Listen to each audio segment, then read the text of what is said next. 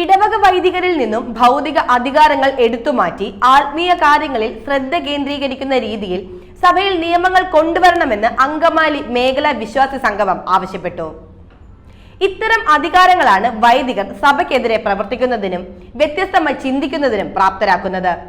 ഇടവക വൈദികരുടെ തെറ്റുകൾക്കെതിരെ നിലപാടെടുക്കുന്നവരെ ശത്രുക്കളായും വിമതരായും ഇടവകകളിൽ മുദ്രകുത്തപ്പെടുന്നു.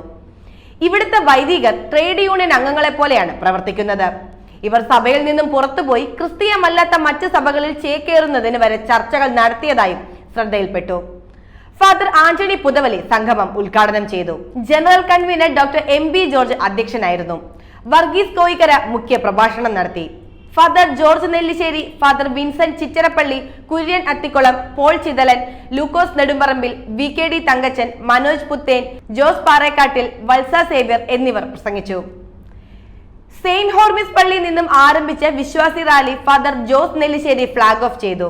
ജോണി തോട്ടക്കര, ഷൈബി പാപ്പച്ചൻ, ബിജു നെറ്റിക്കാൻ, അനിൽ പോൾ, ജോസ് മണവാളൻ, ബേബി തെക്കൻ, പൗലോസ് പയ്യപ്പള്ളി, ഷിബു സെബാസ്റ്റ്യൻ എന്നിവർ റാലിക്ക് നേതൃത്വം നൽകി.